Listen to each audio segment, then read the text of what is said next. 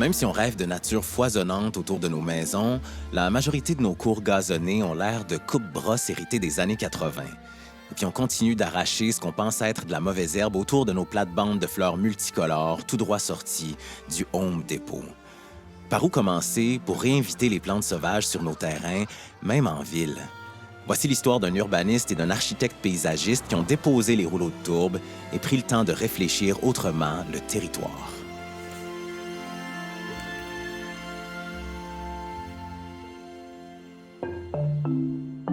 J'ai une formation en architecture, urbanisme, sociologie de l'environnement et j'ai le magnifique projet Nouveaux voisins avec mon ami Philippe Asselin.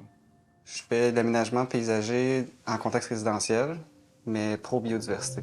Fait que dans le fond, je laisse aux autres faire le pavé, puis mettre de la pelouse, puis à la place, je mets des plantes, puis j'attire les oiseaux.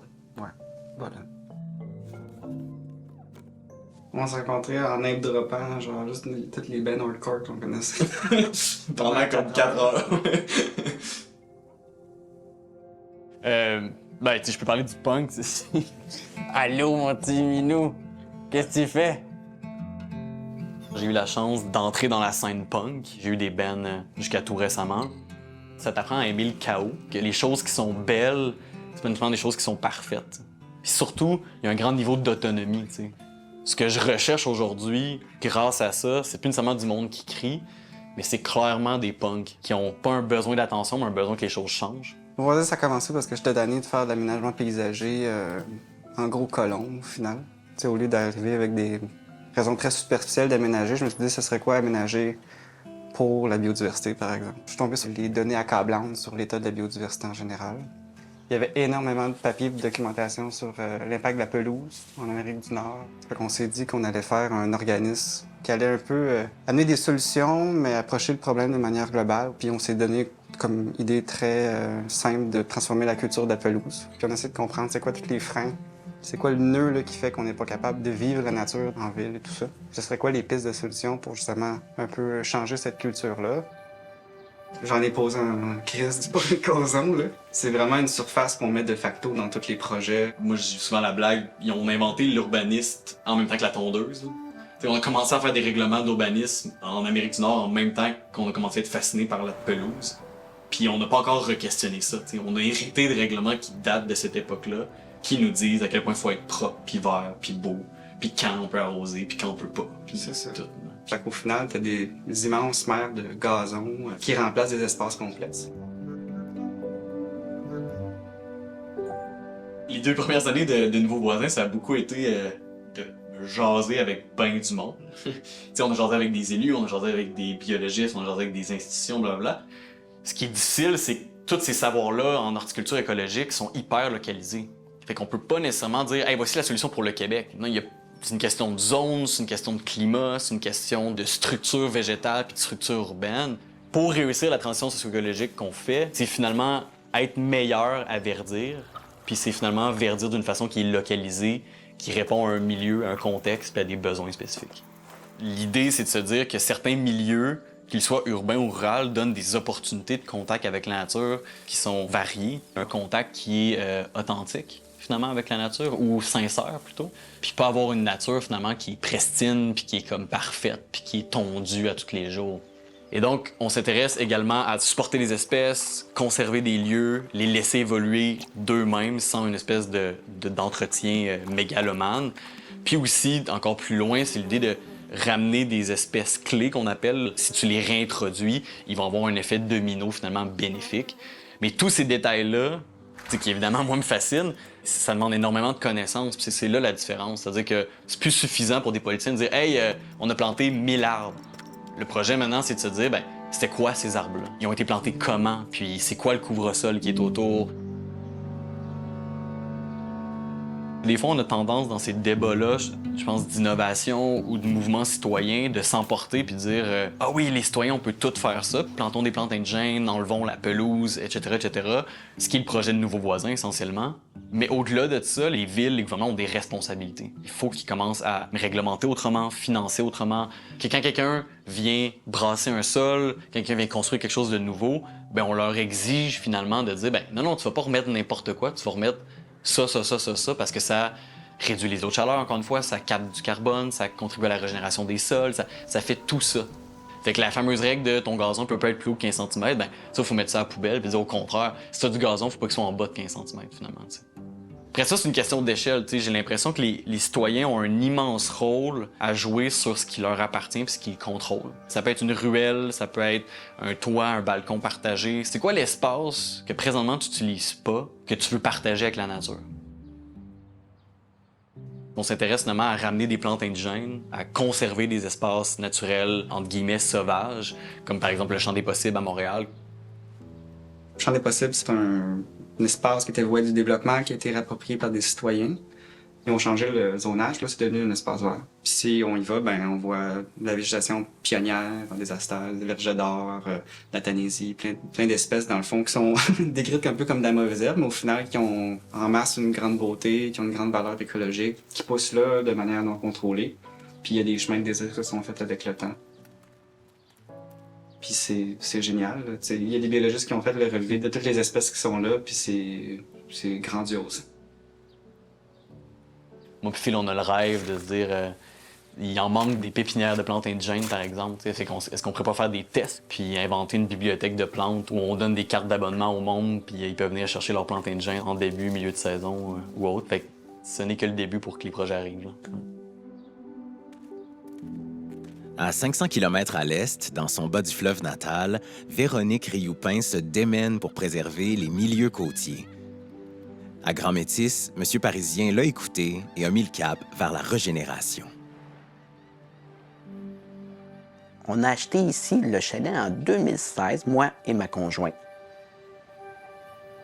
On est au bord de la mer, on est au premier loge des changements climatiques. Le niveau de la mer augmente. On le voit chaque année avec l'érosion. Fait que c'est sûr qu'ici, anciennement, ce qui protégeait les berges, c'était les glaciers. Parce que les grandes tempêtes, c'est décembre, janvier. Fait que le couvert de glace protégeait contre les vagues et la force de l'eau ne pouvait pas atteindre le rivage. Sauf que là, le couvert glacier diminue, ce qui fait en sorte que ça expose le littoral. Déjà, la première année qu'on avait acheté, on est revenu ici au printemps. On a constaté les dégâts que ça avait fait. Et ça avait grugé au moins 2 bonnes parties sur mon terrain. Fait qu'à partir de ce moment-là, on a pris information de qu'est-ce qu'on pouvait faire pour protéger le terrain. Beaucoup nous ont suggéré l'arrochement. L'arrochement, il y a quelque temps, c'était comme la solution miracle pour l'érosion. Oui, ça protège le terrain, sauf qu'à chaque fois que l'eau vient frapper sur les roches, ça creuse. Ça vient gruger le sable. Fait qu'on voit qu'à des places où il y a eu de l'arrochement, il n'y a plus de plage. Ça a un coût aussi. Fait qu'on disait, y a-t-il une autre manière? Et c'est à partir de ce moment-là qu'on a fait le lien avec Véronique de Projet Littoral pour nous aider là, à concrétiser notre projet de protection. Je suis géographe, plus spécialisée sur la gestion des risques naturels.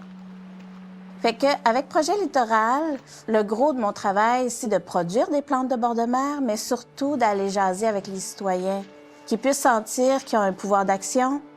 Parce que c'est sûr que c'est un privilège d'être propriétaire côtier qui vient aussi avec certaines responsabilités. Au printemps, après la tempête, Véronique est venue nous visiter pour venir constater avec nous les dommages sur le terrain. Quand je suis venue jaser avec eux, là, je voyais vraiment une super réceptivité pour des projets. Donc, vraiment, là, je suis allée à fond. Là, c'était de restructurer une bande riveraine indigène naturelle. On arrête la tonte de gazon, on plante des végétaux indigènes de bord de mer pour redonner un petit coup de pouce. Le terrain, à la base, c'était du gazon. Coupé, là, comme on dit, coupé propre. Là. Ce que les gens disent ici, c'est propre. Puis la berge, c'était dénudé, il n'y avait rien, c'était du sable. Fait que dans le fond, avec Projet Littoral, ce que j'aime faire quand je vais voir les gens sur leur terrain, sur leur territoire, c'est de pouvoir leur montrer exactement les avantages d'utiliser les plantes indigènes qui habitent ce milieu-là naturellement. Nos bandes riveraines du Québec maritime sont constituées de végétaux uniques qui poussent exclusivement là. C'est pour ça que c'est important, si on décide de vouloir recréer notre bande riveraine ou de l'encourager ou d'être bienveillant, c'est d'implanter des végétaux qui sont là naturellement. Fait qu'ici, on retrouve beaucoup des limes des sables, donc le fameux blé de mer.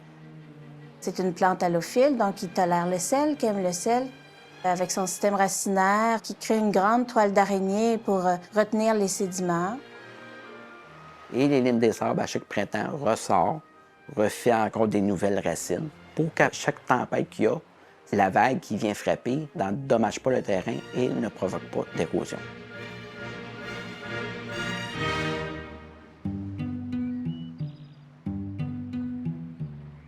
Plus on observe notre bande riveraine littorale, plus on apprend à connaître chacun des végétaux. Il n'y en a pas beaucoup dans le fond. Puis plus on les connaît, plus on peut en connaître la valeur. Fait que dans ce temps-là, on n'a plus envie de ni faire du 4 roues dedans, ni d'aller arracher ou installer du gazon à ces endroits-là ou chercher à vouloir contrôler ces végétaux-là. Dans le projet initial que Véronique nous avait fait, il y avait 18 plateaux des limes des sables, à 72 des limes des sables chaque plateau. Il y avait 70 rosiers. Fait qu'elle nous avait tout apporté ça pour notre projet de plantation en famille. Puis on travaillait extrêmement fort au travers des années pour redonner de la résilience à leur littoral. Ils sont super bienveillants parce qu'à chaque année, ils sont très, très investis. Donc, c'est comme un peu mon littoral chouchou, là. À chaque fois, je dis, hey, là, la prochaine fois, on apporte le champagne pour festoyer.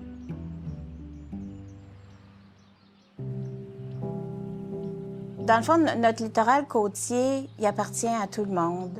Chaque action qui est faite par chaque propriétaire a de l'impact sur son voisinage, mais aussi sur le fleuve Saint-Laurent, aussi sur les habitats côtiers qui sont si précieux.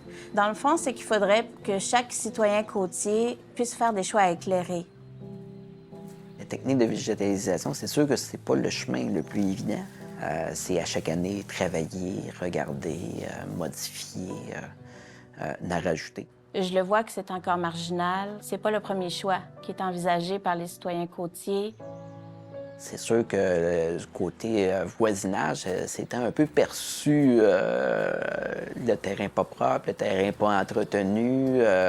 Pour eux, ces plantes de bord de mer-là, c'était quelque chose qui enlevait. Fait que c'est sûr que pour eux aussi, de nous voir arriver, replanter ça, ça faisait un peu bizarre pour le coin. Mais avec le temps, les gens se sont aperçus que ça fonctionnait. C'est des grands porte-parole ici dans leur milieu côtier parce que le fait qu'ils ont fait ça, dans le voisinage, les semences aussi se sont propagées, les végétaux ont commencé à prendre de l'expansion de part et d'autre. Le voisinage en tant que tel a laissé aussi leur végétalisation pousser. Ils ont arrêté aussi de les enlever, de les arracher et ont laissé le naturel reprendre sa place. De prime abord, ce qui bloque souvent, c'est vraiment le jugement des autres.